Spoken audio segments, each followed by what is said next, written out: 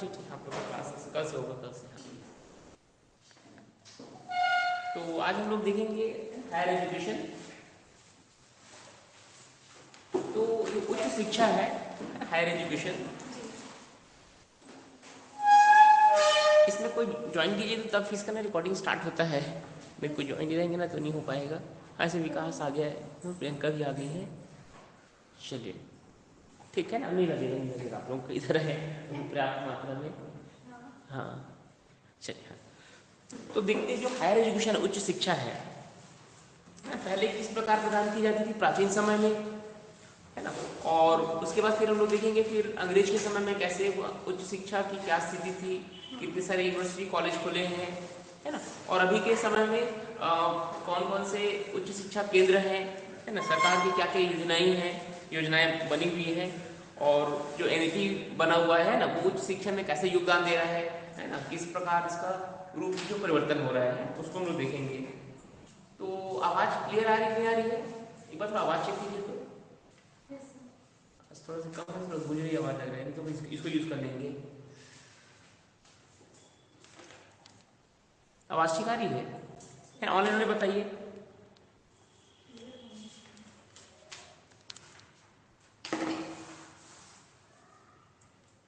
इनका मैसेज देख लेते हैं ऑनलाइन वालों का।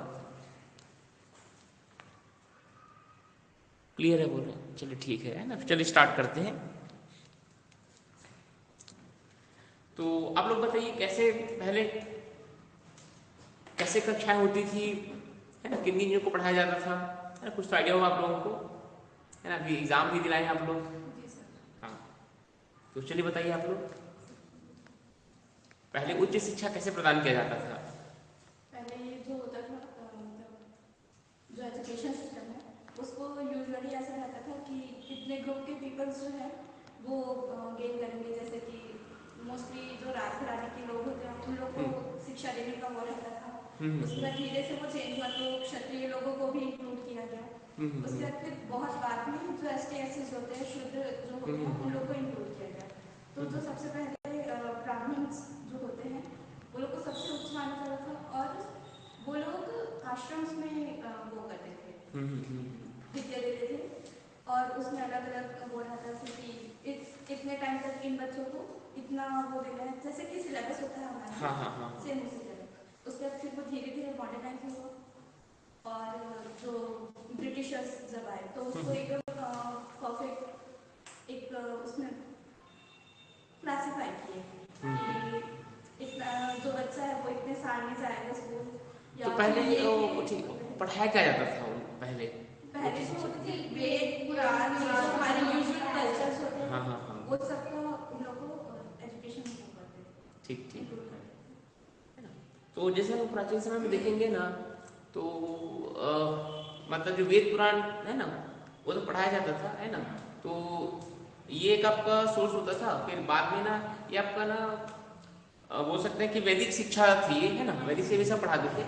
और एक ना बौद्ध, हाँ है ना, बौद्ध धर्म है तो उनके भी शिक्षा प्रणाली थी, है ना। तो पहले वैदिक और बौद्धिक, है ना, दोनों ही चलते थे। तो बौद्ध में वो भगवान बुद्ध के सिद्धांतों के बारे में बताया जाता था उसमें, है ना। तो उन्होंने जो भी दर्शन दिए हैं उनके बारे में उनको बताया जाता था। और उसमें ना उसमें कोई कास्ट सिस्टम नहीं था उसमें, बौद्ध में, है ना। और जैसे वैदिक वाले में थोड़ा सा कास्ट सिस्टम था उसमें, है ना। तो वो केवल क्षत्रियों को और ब्राह्मण के लिए होता था वो, है नहीं, बाकी लोगों को वो शिक्षा नहीं देते थे। ठीक है, तो चलिए उसी को देखते हैं। तो इस प्रकार का शिक्षा व्यवस्था था पहले, है ना। बड़े बड़े इंस्टीट्यूट वगैरह नहीं होते थे, जंगल में जाते थे, आश्रम में रहते थे, जमीन में सो के पढ़ते थे, है नहीं। हाँ और इस तरीके से सब बैठते थे, और जो टीचर होता था वो उनको बताते थे, और अधिकतर चीजों को उनको पूरा याद हो जाता था, है ना। जैसे 4 वेद है ना। तो अगर चारों वेद का ज्ञान है मतलब उसको आप कहीं से भी कोई भी लाइन पूछ दो, इस टाइप का है ना। अभी तो पीजी कर ली है, PhD कर ली है, तो भी उस प्रकार का ज्ञान नहीं हो पाएगा जो पहले लोगों को होता था, है कि नहीं। किसी बीच कोई भी पूछ देंगे तो थोड़ी याद रहेगा, है नहीं, अभी के टाइम में नहीं रहता, लेकिन पहले का वो इतना स्ट्रांग रहता था, उनको पूरा एक एक श्लोक उनको कंठस्थ रहती थी। हाँ, तो ये उनका प्रणाली होती थी, उसको लोग वो जो टीचर वो बताता था, जो गुरु होते थे वो लोग बाद में अपना रिवाइज करते थे मन मन में, और जो मेमोरी पावर होती थी ज़्यादा होता था ये। So Asian education system focus on building a discipline and values based culture. तो पहले जो पढ़ाया जाता था उनको बेसिकली क्या सिखाना होता था, अनुशासन, या अनुशासन और मूल्यों पर आधारित होते थे ये, क्योंकि हमको जीवन कैसे जीना है ना, क्या क्या हमारे कर्म होने चाहिए, है ना, कौन कौन से हमारे आदर्श हैं, है ना, ये सबको बताते थे। मतलब किसी धर्म संकट में पड़ गए तो क्या आपको डिसीजन लेना है, एक राजा का धर्म क्या होगा, है ना, एक नागरिक का धर्म क्या होगा, ये सब बताया जाता था, ताकि वो एक अच्छा व्यक्ति बन सके, एक अच्छा नागरिक बन सके, है ना। तो ये आपका अनुशासन और मूल्यों पर आधारित संस्कृति का निर्माण ही मेन था। और human values such as trust, respect, honesty, dignity and courtesy are the building blocks of any free advance society. तो वहां पे, है ना, विश्वास, है ना, किसी का विश्वास नहीं तोड़ना, सम्मान करना लोगों को, ईमानदारी से काम करना, अपनी गरिमा को बनाए रखना, शिष्टाचार बनाए रखना, ये सब जो मानव मूल्य होते थे वो उस समय जो भी समाज थे उनको बनाने के लिए महत्वपूर्ण थे, और ये सब पे ज्यादा फोकस रहता था, है ना। इसीलिए अलग अलग स्टोरीज वगैरह बताते थे, है ना, अलग अलग कहानी होती थी जिसमें ये सब जो चीजें हैं वो बाहर निकल के आती हैं सारांश के रूप में। तो ये आपका सिस्टम होता था, है ना। तो यहाँ से लिख लीजिए कि यहाँ पे जो ज्ञान था वो दो भागों में बटा हुआ था, ठीक है। यहाँ से लिखना शुरू कर लीजिए, वो तो कॉमन सी चीजें हैं, है ना, आप लोग समझते हैं इसको। तो इसको आप लोग हेडिंग में लिख लीजिएगा, प्राचीन भारतीय शिक्षा प्रणाली, है ना, ये हेडिंग लिखिए, प्राचीन भारतीय शिक्षा प्रणाली, है ना। आप भी लिखिए, वो नोट्स आपको बनते जाएगा, ठीक है ना, इधर समझते भी जाएंगे और साथ में आप उसको लिखते भी जाइएगा, मैं बता दें उसको नोट करते जाना। हाँ, तो लिखिए हेडिंग प्राचीन भारतीय शिक्षा प्रणाली।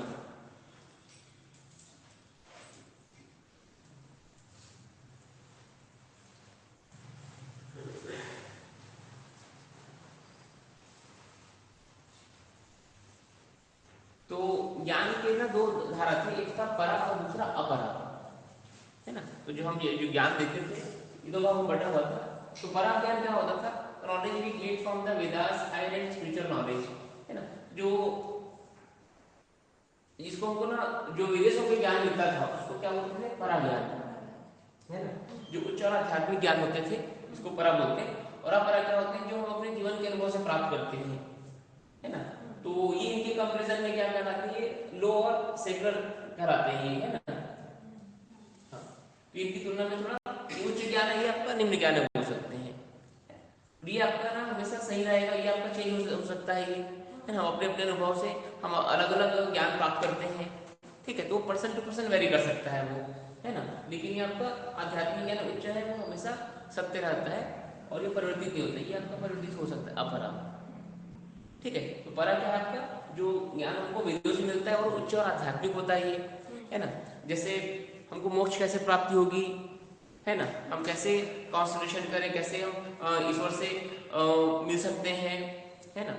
तो वो सब चीजें आपका किसमें है, आपका परा में है ना। उच्च स्तर का जो ज्ञान है वो जो वेदों से मिलता है ना। तो वेदों में सारी ज्ञान उसमें है। एक्चुअली वेदों को पढ़ाया नहीं जाता है अपने अभी के एजुकेशन सिस्टम में, उसके फॉर्म को थोड़ा चेंज करके बहुत सारे फॉर्म को यूज करते हैं, है ना। तो जो मेडिकल साइंस है ना उसकी उत्पत्ति भी वेद से ही हुआ है नहीं। इवन जो मैजिक वगैरह देखते हैं आप, वो सब उसमें सब है, मैजिक वगैरह सब उसमें आपको मिला। आगे मैं आपको बताऊंगा कौन कौन से वेद में ये सब चीजें पाई जाती हैं, ठीक है। तो पहले भी ऑपरेशन होते थे, जो शल्य क्रिया बोलते हैं ना, शल्य क्रिया क्या होता है, ऑपरेशन ही है। हाँ, तो ये सारी चीजें रही हैं, और बड़े बड़े रोगों का जो निदान है वो बहुत पहले हमारे ऋषि मुनि ने उसको ढूंढ लिया था, है नहीं। तो समझ में आ गया है। तो ज्ञान की दो धारा होती है, एक होता है परा और दूसरा अपरा, ठीक है। तो परा जो है वेदों पर आधारित होता है, और जो अपरा जो है वो हमारे जीवन के अनुभव से प्राप्त होता है ना। ये आपको उच्च स्तर का होता है, आपका निम्न स्तर का होता है ना। ये परिवर्तित हो सकता है, आपका परिवर्तित नहीं होता है, आपका फिक्स रहता है ये। तो प्राचीन जो शिक्षा पद्धति थी इसमें दो आपके एजुकेशन सिस्टम होते थे, है ना। दो प्रकार का क्या था अपना शिक्षा प्रणाली थी, ठीक है। तो एक था आपका वैदिक और दूसरा है बौद्ध, है ना, बौद्ध शिक्षा। वैदिक शिक्षा और बौद्ध शिक्षा, जैसे दो अपने शिक्षा प्रणाली थी। तो इनका फोकस किस पे था, वेद वेदांत उपनिषद इस पे फोकस था इनका, इन पे क्या था, केंद्रित था ये। इसको लिख लीजिए, इसको भी, है ना, ये कंपैरिजन है ये। और ये thoughts of the major Buddhist school, प्रमुख बौद्ध स्कूलों के विचारों पर आधारित था ये, है ना। इसका जो लैंग्वेज था संस्कृत था, इसका पाली था। हाँ, लिख लीजिए इसको, है ना। आप लिखते जाइए क्योंकि की पॉइंट्स हैं सभी, एग्जाम में कुछ भी पूछा जा सकता है।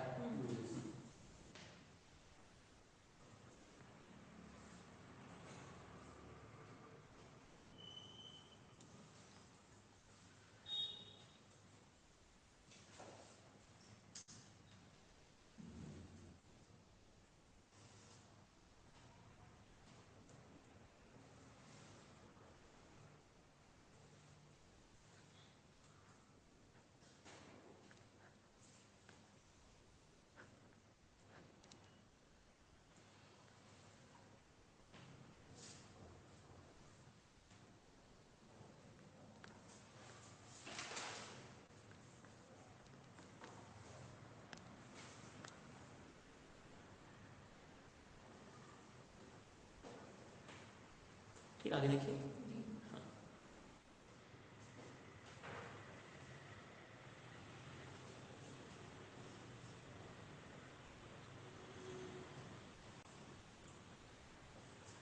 तो इसमें सब वैदिक शिक्षा के बारे में थोड़ा डिटेल में देखते हैं।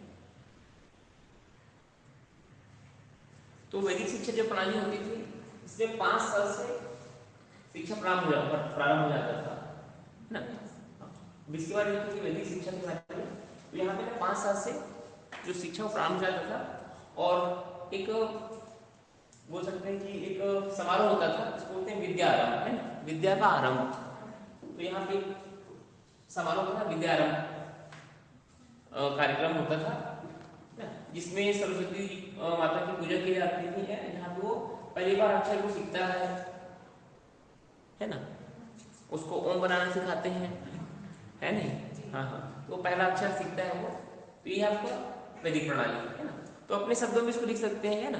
तो वैदिक शिक्षा प्रणाली में जो शिक्षा होता है 5 वर्ष शुरू होती है, और इसमें जो समारोह होता है उसको बोलते हैं विद्यारंभ समारोह बोलते हैं। इसमें सरस्वती माता की वो क्या करते हैं, आराधना करके पूजा करते हैं, और पहला अक्षर वो सीखता है। तो ये सब इसमें होता है ना। इसको अपने शॉर्ट में अपने शब्दों को लिख लीजिए आप लोग।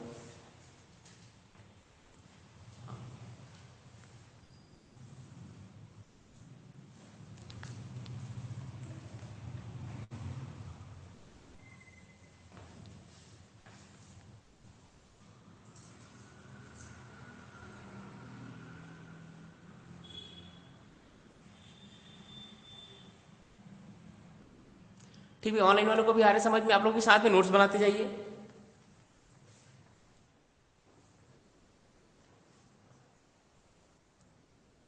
ठीक है।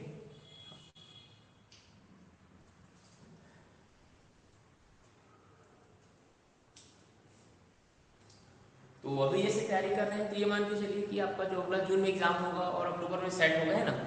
दोनों के हिसाब से पढ़ना है ना। अब अभी के हिसाब में जैसा भी गया है ना, अच्छा गया तो नेट निकल जाएगा, तो सीधा एपी की तैयारी करना आप लोग, है ना। और इनकेस नहीं निकल पाता है तो अगला नेट के, है ना, फिर अगला नेट की तैयारी नहीं करना है, जैस की तैयारी करना है कि नहीं। हाँ, क्योंकि सोचना ही है तो बड़ा सोचो, क्यों छोटा सोचना है ना। सोचने का टैक्स फ्री लगता है ना। तो टारगेट हमेशा बड़ा रखना चाहिए, तो उस हिसाब से मेहनत भी आपका ज़्यादा होगा, है ना। आप बस नेट निकालने बोलेंगे ना, थोड़ा सा आपका सीधे हो जाएंगे आप, लेकिन जेआरएफ निकालना है तो मेहनत थोड़ा टाइट करेंगे, है ना। जेआरएफ तो बहुत मतलब लिमिटेड में आना है पूरा, मान के चलिए ऑल ओवर इंडिया में टॉप 200 में आना है, टॉप 300 में आना है ना। ये इतने लोग का होता है सिलेक्शन। तो ये बस ध्यान रखें कि हमको टॉप 200 में आना है पूरा ऑल ओवर इंडिया में, तो बाकी लोग को पीछे करना है, ठीक है। तो इस हिसाब से आप मेहनत करेंगे, है ना। तो हमको बेसिक भी पढ़ना है, और बेसिक के साथ साथ में जो लेटेस्ट पैटर्न में जो एडवांस चीज़ें आ रही हैं उसको पढ़ना है, है नहीं।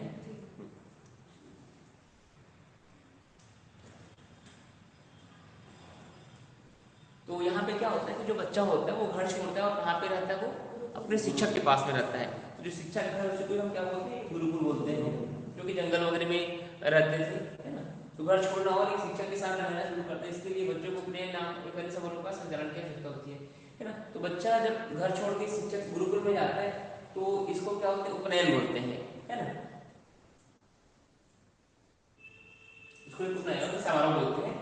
So students practice this ceremony at different ages, 8 to 12 according to their caste, and only children of Brahmin, Kshatriya and Vaishya did so. तो यहाँ पे ना जो 3 वर्ण थे इन्हीं को ही अलाउ था। तो ये तो शिक्षा का प्रारंभ कब होता है आपका, 5 वर्ष, है ना। तो ये जो आपका समारोह होता है उसको बोलते हैं विद्या आरंभ, है ना। और उसके बाद फिर वो जो पढ़ना थोड़ा स्टार्ट कर लेता है वो, फिर उसके बाद फिर वो क्या उसको फिर गुरु के पास भेज देते हैं। तो 8 से 12 साल के बीच में वो उनको भेजते हैं, है ना। तो इसको बोलते हैं उपनयन समारोह, है ना। और यहाँ पे ब्राह्मण, क्षत्रिय और वैश्य, है ना, जो बिजनेसमैन लोग थे, तो ये सब को यही अलाउ था, ठीक है। तो ये कौन सा है, ये आपका वैदिक शिक्षा प्रणाली है ये, ठीक है। तो इसमें जो क्षुद्र होते हैं उसको इसमें छोड़ देते थे, है ना, उनसे काम कराने करके, ठीक है ना। लेकिन बाद में ये चीजें आपका जो बौद्धिक शिक्षा प्रणाली है ना, उसमें फिर सब कास्ट सिस्टम नहीं था, कोई उसमें पढ़ सकता है नहीं। और बाद में फिर है ना अंग्रेज लोग जब आए तो उस समय उन्होंने भी इसमें देखा भाई यहाँ पे बहुत भेदभाव होता है कि नहीं। तो उसने फिर एजुकेशन सबके लिए लागू किया, शिक्षा का अधिकार सभी को है करके, है ना। तो इसको भी लिख लीजिए आप लोग, इसको लिख लीजिए कि उपनयन जो समारोह होता है वो 8 से 12 वर्ष के बीच में होता है। यहाँ पे जो विद्यार्थी है वो अपना घर छोड़ के अपने गुरु के पास में गुरुकुल में जाके रहता है ना। और ये जो शिक्षा है वो ब्राह्मण, क्षत्रिय और वैश्य को बच्चों को दिया जाता है।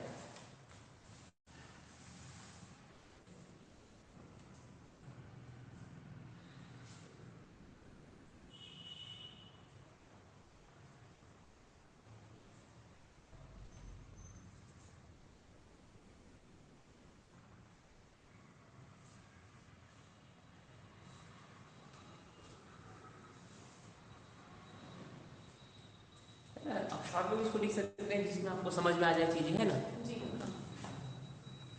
तो उपनयन जो संस्कार होता है, समारोह होता है, वो आपका 8 से 12 वर्ष के बीच में होता है ब्राह्मण, क्षत्रिय और वैश्य के लिए।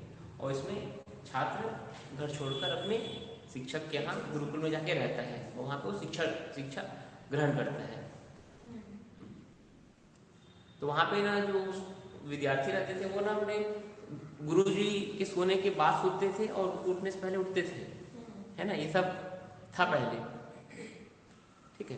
तो ब्रह्म मुहूर्त में उठना, 4 बजे 5 बजे उठना, ये सब उनका एक हाँ नियम रहता था, दिनचर्या रहती थी। हाँ, इसीलिए उनको सब बहुत बड़े बड़े जो श्लोक हैं, वेद हैं, पूरा याद रहता था उनको, है ना। कौन से अध्याय में कौन से खंड में क्या दिया हुआ है सब उनको याद रहता था। तो इसलिए जो याद करने के लिए ना ब्रह्म मुहूर्त अच्छा होता है ना।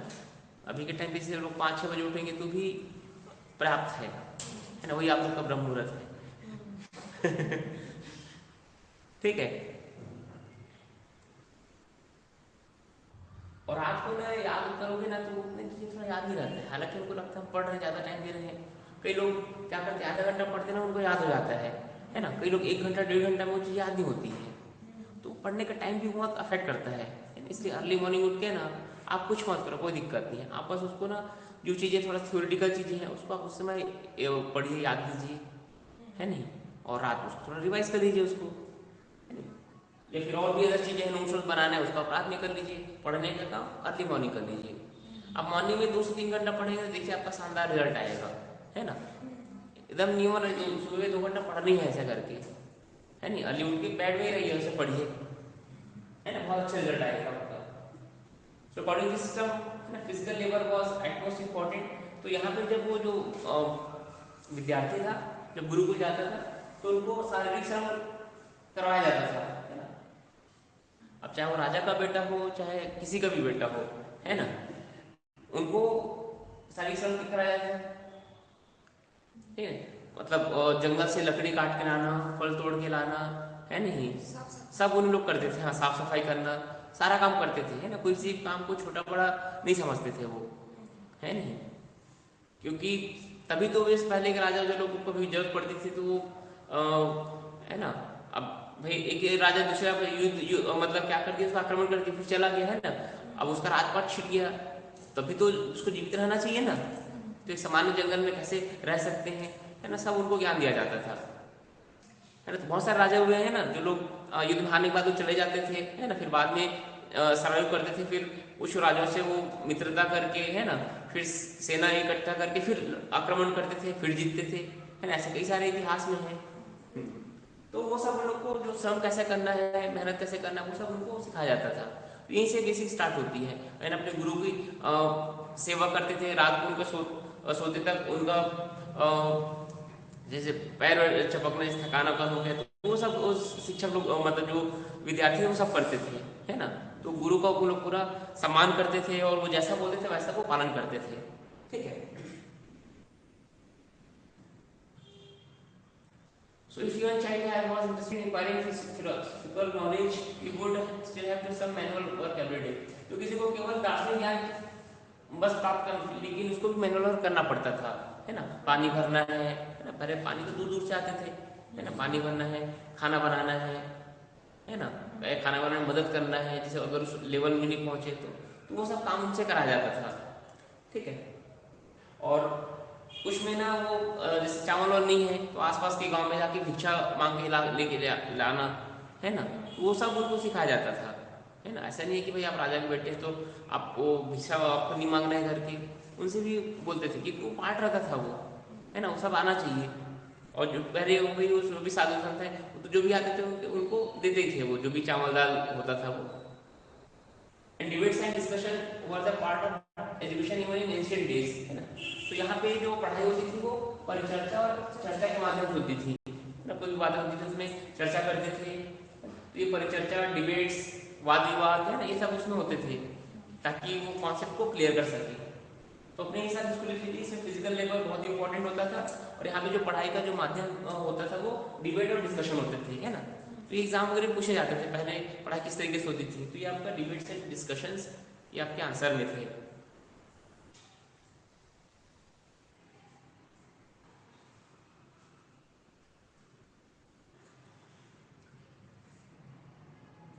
इसी को सीखेंगे तो भी आ जाएंगे ना। शारीरिक श्रम करना ही पड़ता था और यहाँ पे जो पढ़ाई का जो माध्यम होता था वो डिबेट्स और डिस्कशन होते थे, है ना। तो ये वाली लाइन लिख लीजिए और ये वाली लिख लीजिए, है ना, बीच को लिखेंगे तो भी चलेगा। जस्ट एग्जाम्पल है, अगर उसको कोई भी ज्ञान हासिल करना है तो उसको मैनुअल करना ही पड़ता था।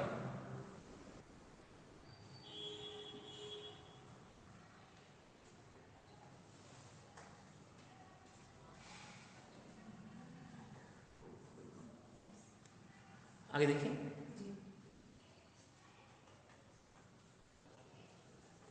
तो देखते हैं बौद्ध शिक्षा प्रणाली। ठीक है, एडिशन ड्यूरिंग बुद्धिस्ट पीरियड, बौद्ध शिक्षा प्रणाली। बौद्ध समय में शिक्षा लिखी जिसमें बौद्ध काल में शिक्षा।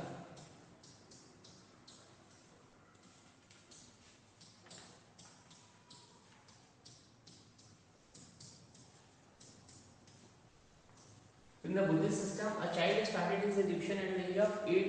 वो 8 साल में वो एजुकेशन स्टार्ट करता था विथ ए सेरेमनी कॉल्ड प्रवज्या। प्रवज्या थी, प्रवज्या इसको बोलते थे। तो यहाँ पे कितने साल में शुरू, 8 साल में होती थी, है ना। यहाँ पे जो समारोह है उसको प्रवज्या फिर प्रवज्या से बोलते हैं इस समारोह का नाम। ठीक है, तो यहाँ से वो शिक्षा को आरंभ करता है। So like the Vedic system, this initiation ceremony would be practiced by boys of all caste, है ना। तो यहाँ पे, है ना, बौद्धिक जो प्रणाली है उसकी विपरीत ये जो दीक्षा होती है ये सभी जाति के लड़कों द्वारा परफॉर्म किया जाता है, मतलब कोई भी इस शिक्षा को ग्रहण कर सकता था। हाँ।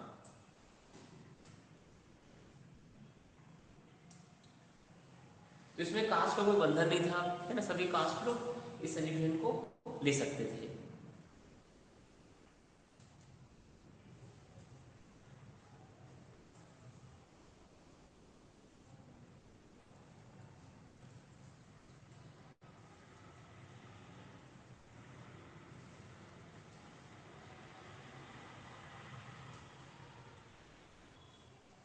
शुरू में ना मतलब बॉयज ही ज़्यादा शिक्षा ग्रहण करते थे, है ना। वो है ना, गर्ल्स को उतना फ्रीडम नहीं था उस टाइम पे। लेकिन फिर भी वैदिक वाला में जब पढ़ेंगे ना तो उसमें ना पहले के टाइम पे कुछ कुछ विदुषी भी हुई है जिनको जो यज्ञ अनुष्ठान जो गायन वगैरह होता था ना, हाँ, पूजा आरती वो सब उनको सिखाया जाता था ये सब चीज़ों को। हाँ हाँ हाँ हाँ। लेकिन उस समय पे बॉयज ही ज़्यादा अलाउ थे। हाँ, ठीक है। So after the child would leave home and go to live in monastery under the guidance of his teacher. तो ये जो समारोह होता है इसके बाद में वो अपने घर छोड़ के फिर सीधा जो टीचर होता था उसको भिक्षु बोलते हैं उनको, तो वो उनके पास आके रहता था। And some of the famous universities that come up during the Buddhist period were the Taxila and Nalanda. तो तक्षशिला और नालंदा यहाँ पे बौद्ध शिक्षा की पढ़ाई होती थी। तो ये चीज तो आपको पता है कि जो मतलब ये जो आपका उपनयन समारोह है या फिर प्रवज्ञा है, दोनों के बाद वो कहाँ पे रहते थे? शिक्षक के पास रहते थे। तो यहाँ पे भी है वो चीजें, है ना। और जो इसको इसके जो फेमस यूनिवर्सिटी है वो आपका तक्षशिला और नालंदा है, ठीक है। इन सब के बारे में हम आगे बढ़ेंगे, ये कहाँ पे लोकेटेड है ना, किस प्रकार की यहाँ पे पढ़ाई होती थी, कितने टीचर्स वहाँ पे थे, कितने स्टूडेंट रहते थे, वो सब हम लोग देखेंगे। हाँ, है ना। तो अपनी ऐतिहासिक चीजें हैं, हमारा भारत कितना विकसित था, है ना, हमको पता होना चाहिए। पहले तो मतलब आसपास के जितने देश थे ना सभी हमारे यहाँ से पढ़ाई करते थे, है ना। इसलिए विश्व गुरु कहा जाता था हमारे भारत को। हाँ, है ना। एजुकेशन सेंटर था ये, है ना। बड़े बड़े जो विश्वविद्यालय यहाँ पे भारत में होते थे, है ना, ये उसी में से एक है ना। बहुत बड़े बड़े विशाल विश्वविद्यालय होते थे, 10-10 हजार लोग एक साथ रह के पढ़ाई करते थे, इतना विशाल था, है ना। अभी देखेंगे इतना ऐसा यूनिवर्सिटी आपको कहाँ मिलेगा जहाँ पे 10-10 हजार लोग एक साथ पढ़ते हैं, बहुत कम होंगे। लेकिन ये आपका बहुत पहले था ये आपका, है ना। अभी कौन सा चल रहा है, कौन सा चल रहा है अभी, है ना, 21st चल रहा है ना। तो ये आपका 5वीं 6वीं के आसपास की बात है ये, उस टाइम की यूनिवर्सिटीज है सभी, है ना। 5वीं शताब्दी 6वीं शताब्दी उस समय, है ना, उस समय पे ये सब तक्षशिला नालंदा थे। उस टाइम पे हम विश्व गुरु होते थे, सभी लोग आके हमारे यहाँ पढ़ाई करते थे, है ना। चीन वाले भी आते थे, इधर जापान वाले भी आते थे, सभी आते थे। इसको लिखिए, मेन दो थे। और एजुकेशन ऑफ वुमेन, है ना, लिखिए महिलाओं की शिक्षा या फिर लड़कियों की शिक्षा लिख लीजिए। महिलाओं को हाउस कीपिंग, साथ ही नृत्य संगीत में प्रशिक्षित किया जाता था। तो ये ना आपका वैदिक शिक्षा में होती थी, ये वैदिक में महिलाओं को मतलब हाउस कीपिंग, घर कैसे संभालना है ना, ये सबको सिखाया जाता था। साथ साथ डांसिंग, म्यूजिक ये सब बताया जाता था। Plus also had to conduct the upanayana ceremony. तो इनका भी उपनयन सेरेमनी होता था, है ना, क्योंकि उनको भी शिक्षा ये सब प्राप्त होती थी, तो उसके लिए इनका भी उपनयन समारोह होता था। And educated woman were divided into two classes. तो ये जो आपके जो शिक्षित महिला होती है, दो वर्गों में विभाजित है ये। एक है सद्योवहस, है ना, और दूसरा है ब्रह्मवादिनी, है ना। तो ऐसे करके दो भागों में बटे होते थे। तो ये जो शिक्षा प्रणाली किसमें होती थी, ये वैदिक शिक्षा में होती थी, है ना। तो वैदिक में आपको महिलाओं को पढ़ाया जाता था, ठीक है। तो इसके ये दो वर्ग में बटा हुआ होता था। सद्योवहस जिन्हें अपनी शादी तक सिर्फ अपनी शिक्षा का पालन किया, तो ये ना शादी तक मतलब ये शादी करते उसके बाद फिर इनका शिक्षा खत्म हो जाता था ये। तो उसमें लिख लीजिए ना, यहाँ पे महिलाओं को हाउस कीपिंग के साथ नृत्य संगीत की शिक्षा दी जाती थी। इनके लिए भी उपनयन समारोह होता था, है ना। और ये जो शिक्षा प्रणाली दो भागों में बटा हुआ है, एक है सदोवहस इसमें शादी शिक्षा ग्रहण करते थे, और एक होता ब्रह्मवादिनी, है ना, जो शादी नहीं करते जीवन भर पढ़ाई करते थे ये, ठीक है। ये शादी तक पढ़ाई करते थे सदोवहस, और ब्रह्मवादिनी करते थे आपका जीवन पर्यंत पढ़ाई करते थे।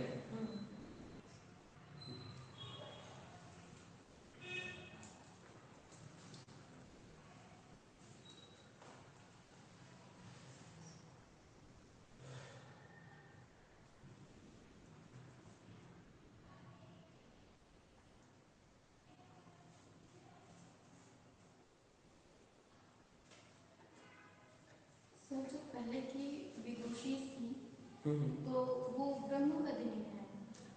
नहीं वो मतलब वो ऐसा है कि ये ना शादी तक इसमें पढ़ाई करते थे और जो जीवन पर्यंत पढ़ाई करते थे ना उनको ब्रह्मवादी बोलते थे। नहीं तो मोस्टली जो विदुषी थी वो यही इसमें होंगे, इधर ब्रह्मवादी नहीं अनमैरिड होंगे। थी। हाँ हाँ हाँ, जो जिनका नाम चलता है ये इसी में से होंगे।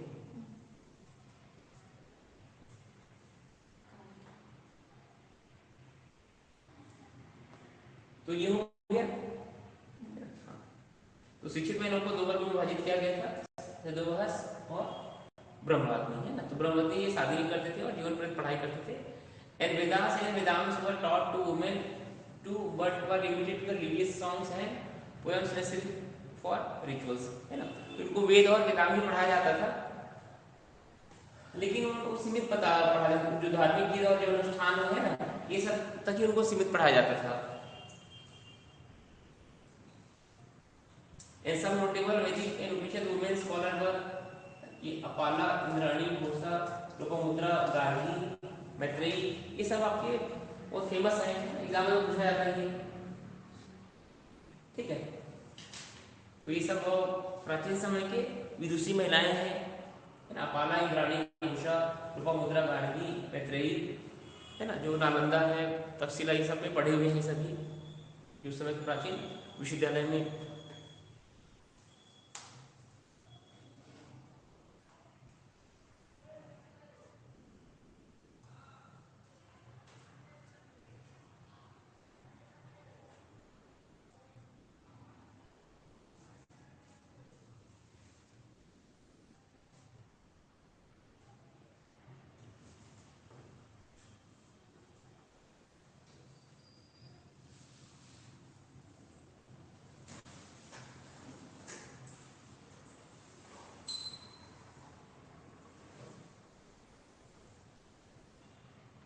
लिखिए, इसको नहीं ना, अभी लिखिए।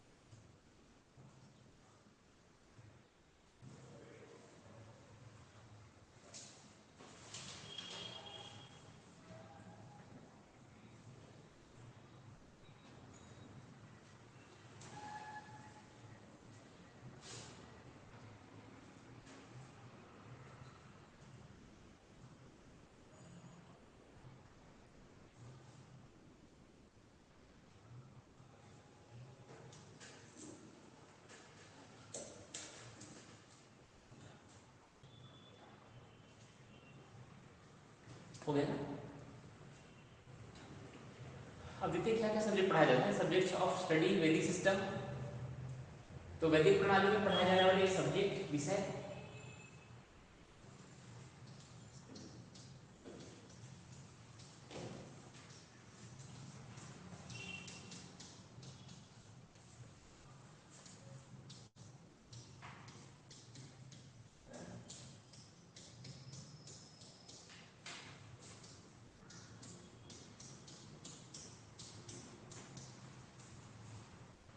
तो यहाँ पे ना 4 वेद पढ़ाया जाता था, ऋग्वेद, सामवेद, यजुर्वेद और अर्थवेद, और 6 वेदांग पढ़ाए जाते थे, है ना। तो इसमें आपके है रिचुअलिस्टिक नॉलेज, मैट्रिक्स, एग्जॉमेटिक्स, grammar, politics and astronomy.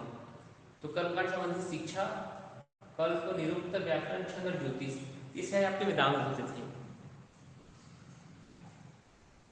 And उपनिषद, तर्क शास्त्र, पुराण, ये सब भी पढ़ाया जाता है साथ साथ। उपनिषद, तर्क शास्त्र, लॉजिक और रीजनिंग और पुराण, तो वेद पुराण के वेद अलग होते थे, पुराण अलग होते थे।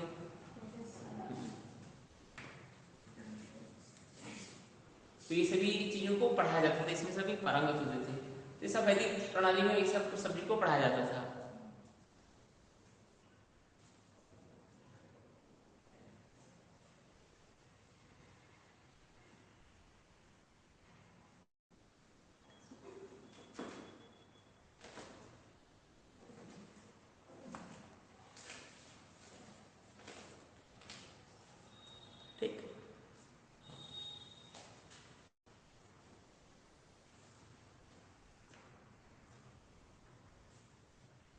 लिख लें इसको। हाँ लिख लीजिए।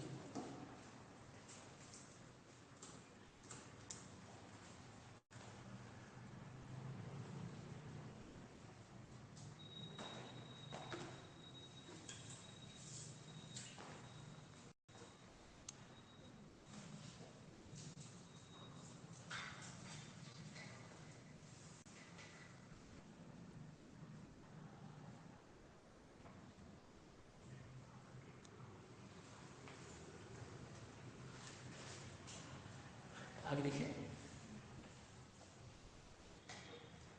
तो वेद में है 4 वेदों से पहला था आपका ऋग्वेद। तो ऋग्वेद में आपके 1028 भजन है इसमें, ठीक है। और इसमें 10 गुण है जिसको मंडल बोलते हैं, है ना। तो इसमें क्या आपके 128 भजन है और इसमें मंडला नामक 10 पुस्तकों में विभाजित किया गया है, ठीक है। मंडल या फिर मंडला बोलते हैं इसको। तो ऐसे 10 बुक में ही विभाजित है। Rigveda knowledge of the hymns of praise for of praise for recitation. तो ये ना स्तुति के लिए भजन का ज्ञान है इसमें। तो स्तुति के लिए इसमें भजन का ज्ञान था, जो पाठ करते थे, है ना। तो वो सब के लिए यहाँ पे क्या है, इसमें आपकी स्तुतियां श्लोक है इसमें।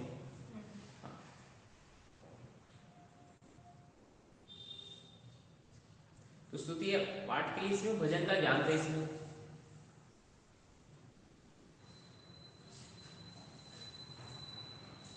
है ना, कौन से भगवान को कौन से मंत्र से उनको खुश करना है, पूजा करना है ना। तो वो सब के लिए यहाँ पे भजन का ज्ञान था इसमें ऋग्वेद में।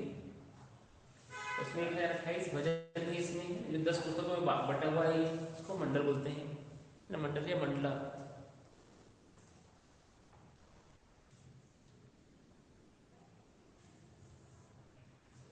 ठीक।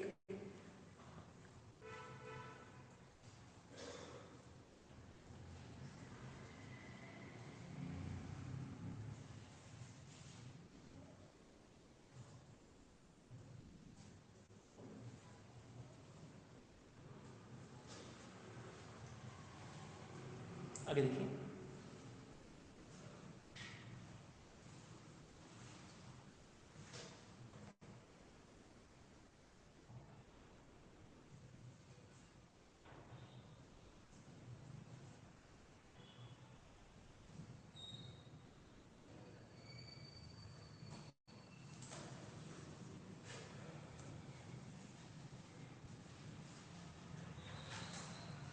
ठीक। और एक था सामवेद। तो यहाँ पे ना मंत्र का ज्ञान था यहाँ पे। सामवेद संगीत भी सिखाई जाती थी। किसमें? सामवेद। उसको आने को दो ना, अभी तो ऋग्वेद चल रहा है ना। ऋग्वेद है जिसमें क्या होते थे, मंत्र होते थे इसमें, मतलब स्तुति के लिए भजन होते थे इसमें। और यहाँ पे ना सामवेद में, हाँ इसी को बोल रहे क्या? हाँ एक मिनट। नॉलेज ऑफ मेलोडीज, मंत्रों का ज्ञान था जब के लिए। ये बहुत सारा डिटेल में लिखी है इसमें, तो एकदम शॉर्ट में इसको लिखी है।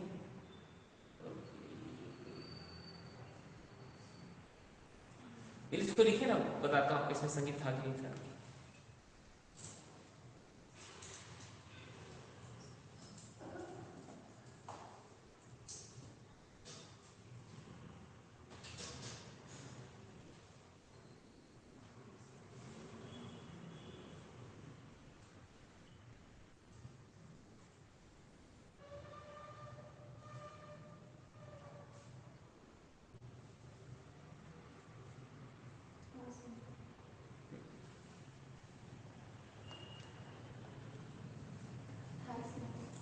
हम्म।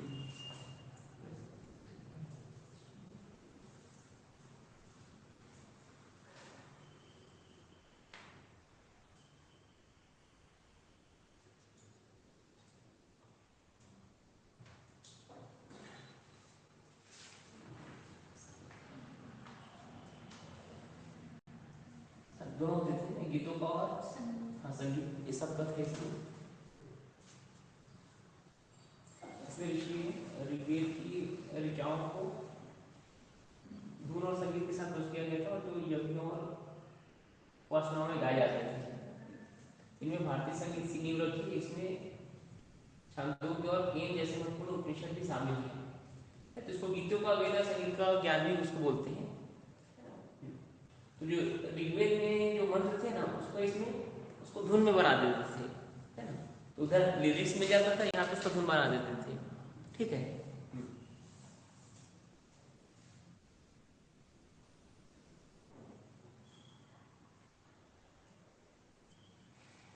ठीक है।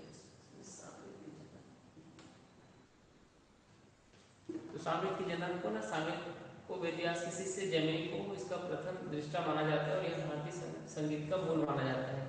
उसका जो जनक है, इसको लिखी थी जैमिनी को इसका जनक माना जाता है, जो वेदव्यास का शिष्य था ये।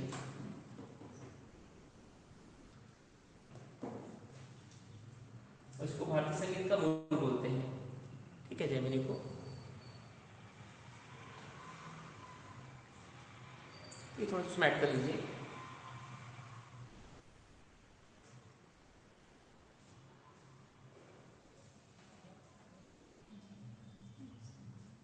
ठीक है।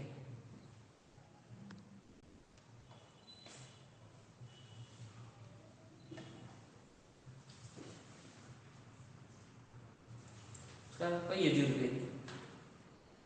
So it is divided into white and black Yajurved and contains explanatory prose commentaries on how to perform religious rituals and sacrifice. तो कोई भी यज्ञ अनुसंधान कैसे करना है उसके बारे में बताइए। यजुर्वेद को सफेद और काले यजुर्वेद में विभाजित किया गया है। उसमें धार्मिक अनुष्ठानों और बलिदानों को करने के बारे में व्याख्यात्मक गद्य टिप्पणियां हैं इसमें। ठीक है। तो बहुत सारे यज्ञ वगैरह होते थे पहले, है ना, रासु यज्ञ और क्या क्या, तो सब यज्ञों को कैसे करना है, क्या क्या उसकी विधियां होती हैं, उसके बारे में इसमें बताया गया है ना।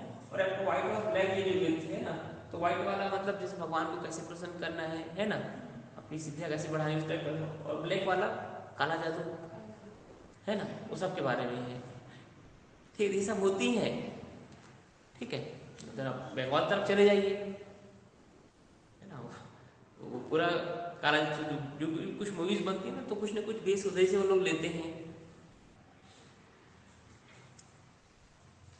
तो ये सब किस में लिखा है आपको, ये ब्लैक है, ये जो में है, ये ब्लैक मैजिक के बारे में। है ना, जो वशीकरण वगैरह होता होता वो रहता है ना, वो सब तो उसमें है ये। तो ये भी क्या है कि ना, वो यज्ञ है वो, है ना, उसमें बहुत सारा पूजा पाठ अनुष्ठान करते हैं, तभी वो देवताओं को प्रसन्न करते हैं, है ना, फिर उससे उनको शक्तियाँ मिलती हैं। ठीक है। जैसे रावण भी पूरा यज्ञ करके पूरा अपनी शक्तियाँ बढ़ाया था, उसका बेटा मेघनाथ वो भी पूरा यज्ञ करके अपना पूरा शक्तियों को बढ़ाता था। वो सब इसमें लिखा हुआ है यजुर्वेद में। ठीक है। तो इसको यज्ञ का सूत्र बोला जाता है, इसको knowledge of sacrificial formulas for literature literature. तो यजुर्वेद है ना, यज्ञ का सूत्र विद्या के लिए इसको प्रयोग करते थे। ठीक, लिखिए इसको आप लोग।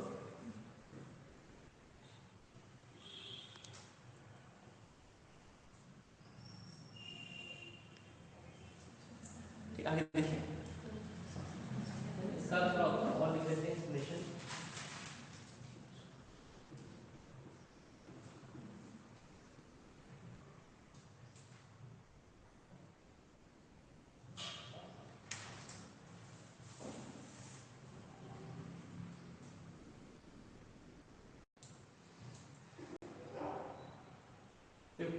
ये यजुर्वेद है ना, एक पद्धति ग्रंथ है जो पौरोहित्य प्रणाली से यज्ञ आदि कर्म का संपन्न कराने के लिए संकलित हुआ था। ये आदमी के संस्कारों को करने के लिए अधिकतर मंत्र यजुर्वेद के ही होते हैं। तो जो भी हम लोग आजकल यज्ञ कराते हैं, पूजा कराते हैं, जो भी मंत्र होते हैं, है ना, स्वाहा स्वाहा वाले सब इसी से रहते हैं।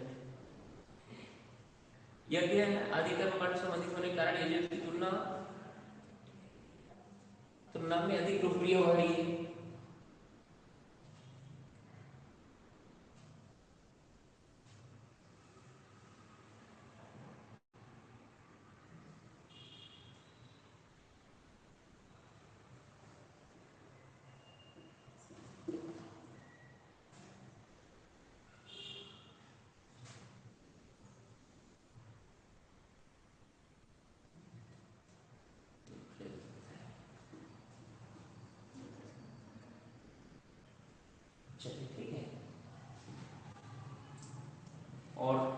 Atharvaveda contains charms and magical inclination and has a more folkloristic style.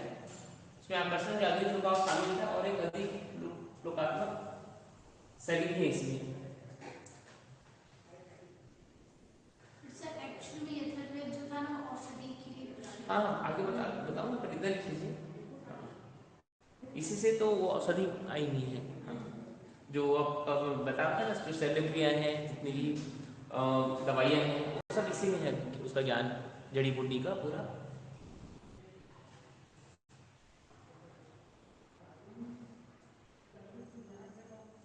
तो इसमें ना दोनों चीजें है ना, जो जादू वगैरह होते हैं ना, वो इसमें बताते हैं, जैसे कुछ को ऐसे गायब कर देते हैं, है ना, वो सब इसमें है।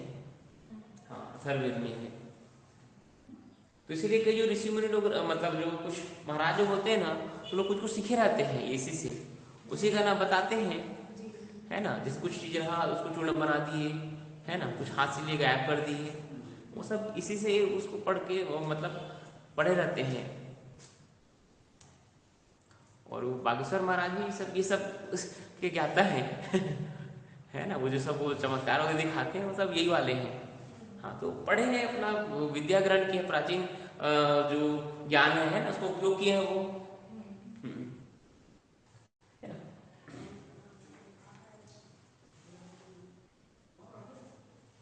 और इसके बारे में कुछ लिख लीजिएगा,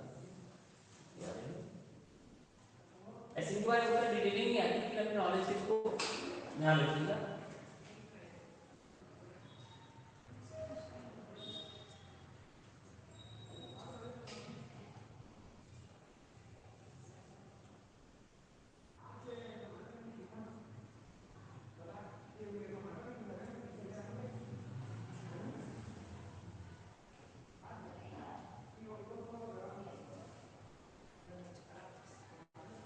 ये आपका है ना अथर्ववेद हिंदू धर्म के चौथे क्रम का है। अथर्ववेद को ब्रह्म विद्या कहा जाता है। इसमें देवताओं की स्तुति, चिकित्सा, विज्ञान और दर्शन के मंत्र हैं। ठीक है, इसको ब्रह्म विद्या कहा जाता है। इसमें देवताओं की स्तुति, चिकित्सा, इसको लिख लीजिए, चिकित्सा, विज्ञान और दर्शन के मंत्र हैं।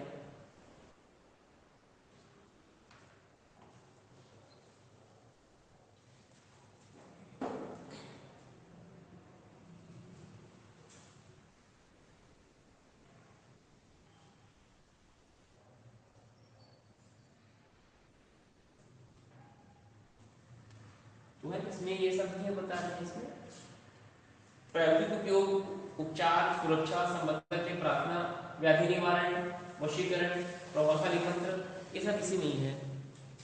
ठीक है, अथर्ववेद में।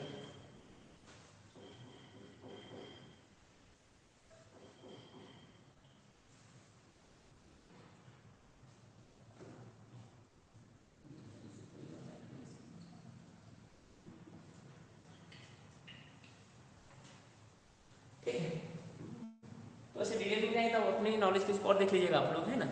हाँ, बट अपने के लिए इंपॉर्टेंट है और ज़्यादा डिटेल में आना है। So this distribution of Asian Indian literature and foreign travellers shows that, तो अपने पास जो भी शिक्षा प्रणाली थी ना, वो बहुत सारा हमको पता ही नहीं था, है ना। क्योंकि अपने जो विश्वविद्यालय थे उसको बाहरी जो आक्रमणकारियों के द्वारा उसको नष्ट कर दिया गया था, जला दिया गया था, है ना।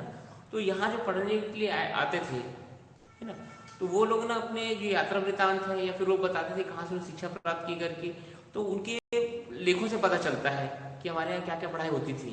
तो उन्हीं के हिसाब से हमारे यहाँ पे जो पढ़ाई होती थी, 4 वेद, 6 वेदांत, 14 विधा, 18 से 64 कला, है ना, ये सब हमारे करिकुलम में, पाठ्यक्रम में शामिल थे। ठीक है, तो इसको भी लिख लीजिए। तो हमारे जो 4 वेद, 6 वेदांत, 14 विधाएं, 18 शिल्प और 64 कलाएं, ये सब होती थी। तो 64 कलाएं में बहुत सारा, जैसे मूर्ति बनाना है, डांस करना है ना, खाना बनाना है, ऐसे करके बहुत सारे सब मिला के 64 कलाएं होती हैं, है नहीं।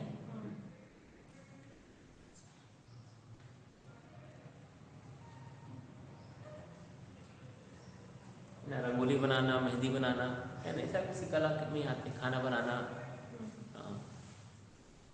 मूर्ति बनाना, सजावट, ठीक है।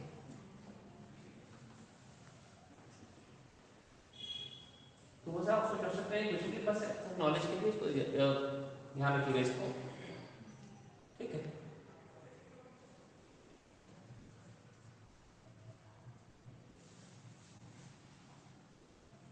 ये विवरण है, विवरण से पता चलता है कि यहाँ शिक्षा के पाठ्यक्रम में 4 वेद, 6 वेदांत, 14 विधाएं, 18 सिख और 64 न्यायालय सम्मिलित थे। तो अगर हमारे जो प्राचीन विश्वविद्यालय थे, है ना, उसको अगर नष्ट नहीं करते, है ना, और शिक्षा प्रणाली नष्ट नहीं करते, तो हमारा इंडिया और बहुत ज़्यादा आगे बढ़ जा रहा था। हाँ, क्योंकि भाई हम उस टाइम पे तो हवाई जहाज वगैरह सबका निर्माण हो चुका था, है ना, रावण तो जाता था उसमें, पुष्पक विमान, है नहीं। उसे फिर जब भगवान राम का वनवास खत्म हो गया था, तो विभीषण छोड़ने भी आया था उसमें, हाँ, है नहीं। और हवा में जो क्या बोलते हैं, हनुमान जी उड़ के गए थे ना, वो भी क्या बोलते हैं कि उसका पार्ट है वो, मतलब वो सब सिखाया जाता है, जिसमें ना वो हवा में उड़ सकते हैं, भ्रमण कर सकते हैं, है ना, नारद जी उड़ते थे। ये सभी क्या बोलते हैं अपने प्राचीन जो शिक्षा प्रणाली में सभी शामिल होते थे, ये सभी उसको पढ़ के मतलब उसको सिद्ध करते थे सब चीज़ों को।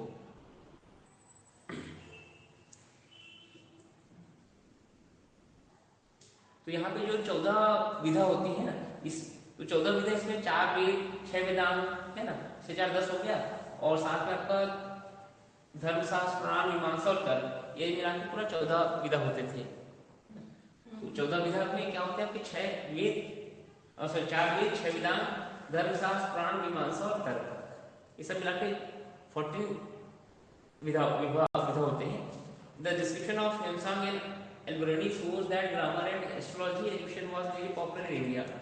तो Hyeonsang और Alberoni आए थे यहाँ पे, उससे पता चलता है यहाँ पे व्याकरण और ज्योतिष की शिक्षा बहुत ज़्यादा प्रचलन में थी यहाँ पे। तो ज्योतिष भी जो था ना, बहुत ही अच्छा लेवल का ज्योतिष रहता था अपने यहाँ। हाँ, जो अच्छा जानकार ज्योतिष है ना, वो देख के बता देंगे तो आदमी क्या करना रहेगा, कब उसकी मृत्यु होगी, कैसे होगी, वो पूरा बता देते थे। हाँ, है ना। तो जब, है ना, महाभारत हुआ, तो महाभारत होने से पहले ही ना वो देख के बता देते कि ये सब होगा ही करके। हाँ, इसको कोई ला सकता है ना। भाई वो ऐसा था कि वो तो भगवान कृष्ण ट्राई किए थे समझाने के लिए, टला नहीं, वो तो वो नहीं था, वो होना ही था, है ना, लिखा हुआ था वो।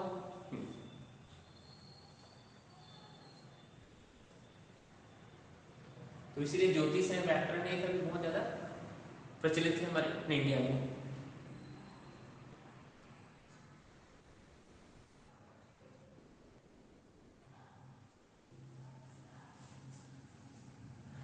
तो ये सब अपने आप है ना, स्वयं ऑलरेडी इधर आए थे अपने का, ये चीन के थे।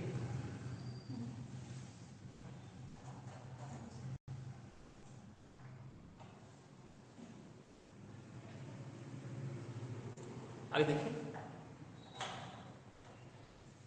Subject in Buddhist system. तो ये आपको वैदिक में देखेंगे, अब इसमें देखिए क्या क्या पढ़ते हैं। तो बौद्ध प्रणाली में मुख्य 3 पितक थे यहाँ पे, विनय, अभिधम और सूत्र। ये 3 उनके मेन विषय होते थे।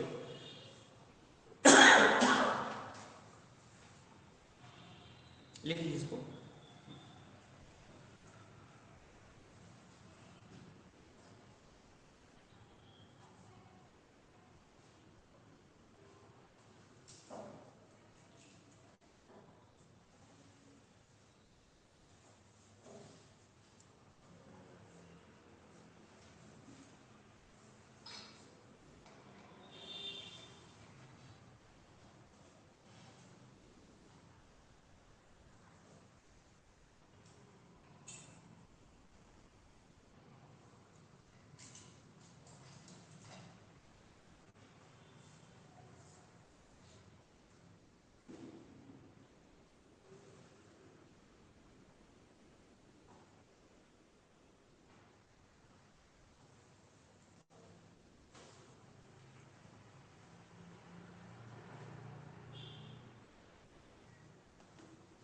फिर आगे देखिए। So certain other subject common in both the system were. तो ये तो 3 विषय ये पढ़ते थे, है ना। तो बौद्ध प्रणाली में ये सब विषय पढ़ा जाता था, और इसमें वैदिक में ये सब पढ़ते थे, है ना। इसमें वेद, वेदांत, विधाएं, शिल्प कला ये सब पढ़ते थे, है ना। और बुद्ध में ये जो 3 पितक थे, विनय, अभिधम और सूत्र, इसकी पढ़ाई होती थी, ठीक है। लेकिन कुछ जो दोनों में कॉमन थे, इसमें थे आपके अंकगणित, सैन्य विज्ञान, कानून, है ना, कला का प्रदर्शन, इथिक्स, आर्ट एंड आर्किटेक्ट, वास्तुकला, ये दोनों में पढ़ाया जाता था, ये कॉमन थे। लिखिए इसको।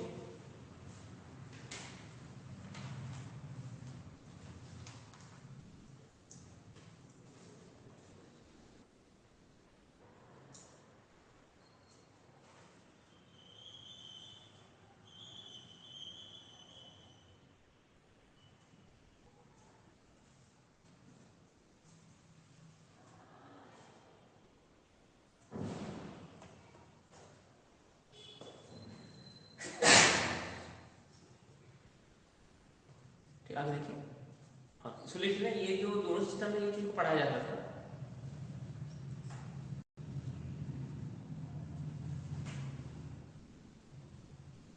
तो इसमें देखिए ये ना अलग अलग, हाँ, ये लिखिए ना आप लोग, ये वाला, इधर वाला। तो इसमें ना जो 4 वेद होते थे ना, तो अलग अलग वेद पढ़ने वाले को अलग अलग नाम दिया जाता था। तो जो केवल एक वेद पढ़ते उसको ना स्नातक बोलते थे। जो 2 वेद का ज्ञाता था उसको बोलते थे वसु। 3 वेद के ज्ञाता को रुद्र, और 4 को आदित्य बोलते थे। और एक वेद को पढ़ने में 12 वर्ष लगता था। और पहले जो लोगों का जो एज था वो 100 साल 150 साल एकदम कॉमन था, क्योंकि प्राकृतिक रूप से लोग खान पान रहता था, है ना। ये मोमोज हैं, समोसे हैं, पहले ही होते थे है ना। ये सब लाइफ घटाने का काम करते हैं हम लोग का। आज भी सर एक वर्ग पहचान करते थे, 135 साल हो गए। आज भी मतलब स्वस्थ है, अच्छे से चल फिर रहे हैं, सफर भी कर ले रहे हैं। तो ये लोग, कई लोग ना एक अच्छा लाइफस्टाइल मेंटेन करके रखते हैं ना, तो उनका आगे का सफर अच्छा रहता है। उनसे मतलब उनके जो दामाद वगैरह लोग थे वो मतलब 2-3 डेथ हो गया उनका, बेटी लोग का डेथ हो गया, लेकिन आज भी पिता जीवित थे। हाँ हाँ हाँ हाँ 135-36 हो गया। हाँ हाँ हाँ। बढ़िया सुबह उठ जाते होंगे ना, आज जल्दी से भी जाते मतलब होंगे। सर मतलब गैया भी भैंसे से मतलब आज भी अपना सब कर रहे हैं घर में। हाँ हाँ हाँ हाँ। और एक चीज है, मेहनत करते रहना चाहिए ना। जैसे कई लोग क्या है, धन संपत्ति सब आ जाते हैं ना, वो मेहनत नहीं करते हैं, है ना। पानी लेके आओ, ऐसे करके पानी तक उठ के नहीं पीते हैं, है नहीं। तो आप लोग जो थोड़ा सा आरामदायक जिंदगी है ना, वो हम लोग नुकसानदायक है वो। हाँ, तो अभी भी खेती बाड़ी कर रहे हैं, है ना, मेहनत कर रहे हैं, तो उनका शरीर मेंटेन है। मेहनत नहीं करेंगे तो मेंटेन नहीं रहेगा फिर। आज भी सर जैसे रायपुर वगैरह तो आते हैं इलाज कराने, तो अकेले मतलब या तो किसी को साथ में मतलब लेके आ जाते हैं। हाँ हाँ हाँ, है ना। 100+ में अच्छा लाइफ स्टाइल खुद से चल देना बहुत बड़ी बात है। हाँ, तो है ना, तो मतलब ये 48 साल तक पढ़ाई होती थी मान के चलो, है ना। तो ये कॉमन रहता था ये।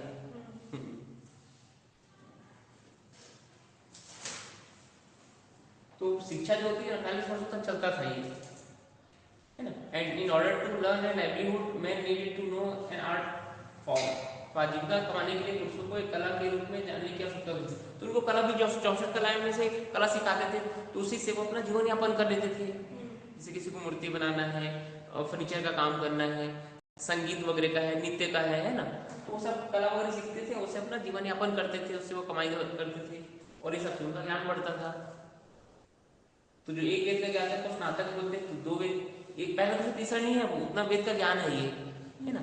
एक वेद का ज्ञान को स्नातक, 2 वेद के ज्ञान वाले को वसु, 3 वेद के ज्ञान वाले को रुद्र, और 4 वेद के ज्ञान वाले को आदित्य बोला जाता था, ठीक है।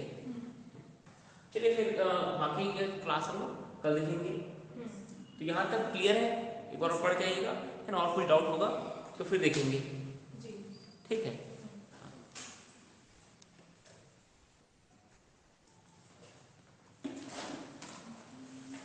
है ना। ऑनलाइन वालों को किसी कुछ डाउट हो आप पूछ सकते हैं।